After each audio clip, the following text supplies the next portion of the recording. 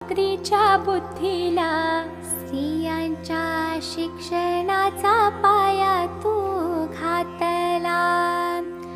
अशिक्षित अडाणी तू पतीपाशी शिकली, मुलींसाठी पहिली शाळा तू काढली. दुसरी ओवी गायली तुझ्या धैर्याला, दगड गोटे खाऊनी चालविली तू शाळा. घराबाहेर काढले गुंडांनी अडविले, धीराने तोंड दिले सगळ्या त्रासाला. तिसरी माझी